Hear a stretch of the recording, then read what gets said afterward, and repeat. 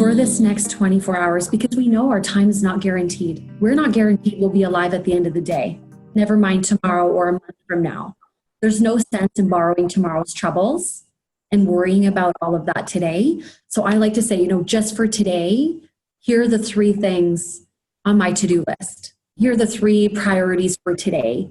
Because sometimes we have to go that basic, get through and not fall into a deep, dark hole. Yeah. So on that note, that's a really great place to put it where, so when we don't feel like doing these preventative measures, if we're just in a place like we talked about where we're dealing with this grief and it's really hard, what is your advice for doing them, for actually just continuing to do them, or giving yourself permission to not? Like, what does that look like? Right. And I think that's sort of the irony in that situation is sometimes we just have to give ourselves permission to not do those things. And the analogy I like to use, especially when it comes to big feelings and feeling overwhelmed, is imagining your body like a processing plant for feelings instead of a storage tank.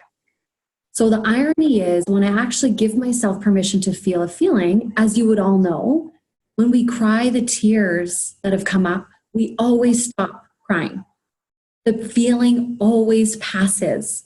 It's when we treat our emotions like we stuff them down into a storage tank, that's where we get stuck in the feeling because we're not actually processing it. So we think we're doing the right thing by avoiding the painful feelings and trying to keep busy and engage in what we call STIRBs, short-term energy relieving behaviors. But the truth is we're actually just delaying and compounding the emotions. Does that make sense? Yes. So I would say do the opposite of what you've been taught to do. Stop, feel the emotion, give yourself a break, take a time out. Sometimes I got to take time outs just to have that 20 minutes for myself, just to do some breathing, cry the tears, call a friend. And then it's like, then we carry on. Then it's like, okay, what can I do now? Do I want to go for a walk? Do I want to get some movement? Do I need to get a workout in now? Do I need to connect with some people? Do I want to do a gratitude exercise? Do I want to do meditation? That sort of thing. I love that. Yeah, that's absolutely amazing. So how do you know when you're doing that, giving yourself permission versus you're falling into this really negative space that's going to be a lot harder to get out of? Where is this distinction? It's sort of gray. I'd say it's very unique for each person. So we can all probably think of a time where we sort of slipped like a slippery slope into a dark pit as opposed to just the permission giving. So we will all recognize what that looks like. We usually stop taking care of ourselves. That might be hygiene. That might be the foods that we're eating. The sleep is probably going. And we're probably looping in the pain. We're looping in the emotions, which then just becomes this negative feedback loop because the emotions then fuel the negative thoughts, right? And then fuel the actions and then fuel the guilty or hopeless feelings. And it just becomes this negative loop. So sometimes we have to literally say out loud, stop. Yes. As a way to interrupt the cycle and get up and change your environment. It is amazing, the research in environmental psychology on how powerful the environment around us is in terms of fueling our thoughts and our emotions and our actions. So get up, and as hard as it might be, get on a pair of pants, take off your pajamas, and go outside. Go for a walk down the block, take some deep breaths, the fresh air, get some vitamin D, and just that simple interruption can help. I love that. And that's so similar. And I've been posting this lately because I learned it at Rise Toronto when I was seeing Rachel Hollis. So she calls it new mood, same you. So essentially that's exactly what you're talking about, is the environment, or it's getting up and dancing it off. And, you know, whatever that looks like, getting outside, anything. And it's how you completely change your mindset in the process. So I love that you brought that up. Yeah. We just have to interrupt it. Yeah, 100%. So, okay, so say you're in that place though. Say you're in this place and you are really struggling. You know that you're really struggling. What are the steps that you should take? I should take if I'm in this space and you're like, I see it. It's not a normal, like, giving myself grace. What are the steps I should do? Well, sometimes we reach a point, and I've been there too, where we just cannot even snap ourselves out of it.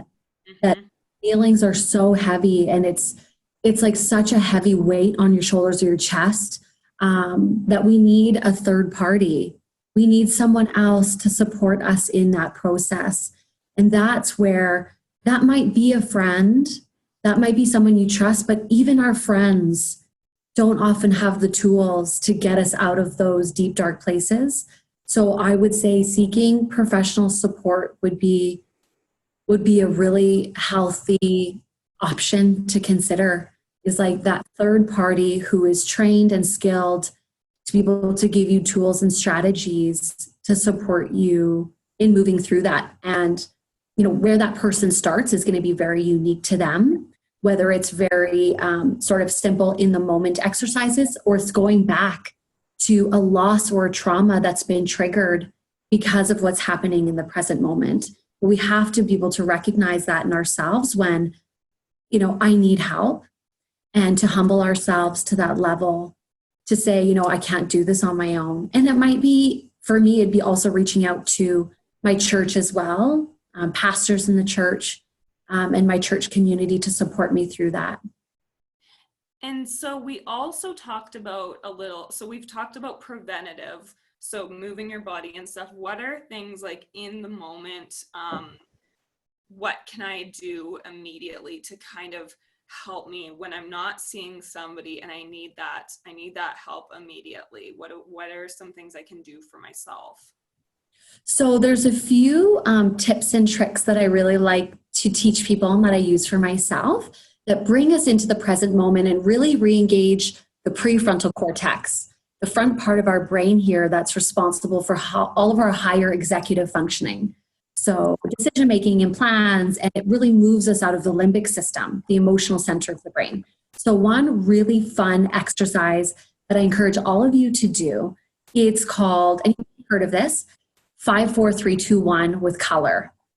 Okay, so simply what you do, and this turns on the cognitive part of your brain, and you're forced to scan your environment. And when you do that, it sends a message to the brain that you're safe. So you start with 5 things in your room of any color. So you can say, you know, look around the room and find 5 things that are blue. You find 5 things that are blue. Then you move to 4. Look around the room, find 4 things that are black. Find 4 things that are black. You go to 3. Find 3 things that are pink. Find 3 things that are pink. 2 things that are brown. 1 thing that's white. And within that 30 seconds, you are actually able to bring your body back to that state of homeostasis, like re-engaging the parasympathetic nervous system, calming and relaxing your body. So that's a really fun, easy one. You can do it anytime. Nobody even has to know that you're doing it. So that's the 5, 4, 3, 2, 1 with color.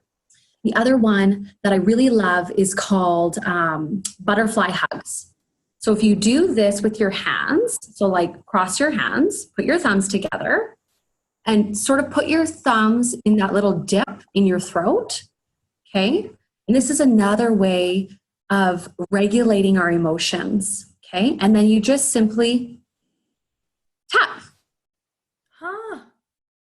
This is an emotional regulation technique, and it's bilateral stimulation that helps us to calm down when we're overwhelmed, when we're having an anxiety attack. It just focuses us in the moment.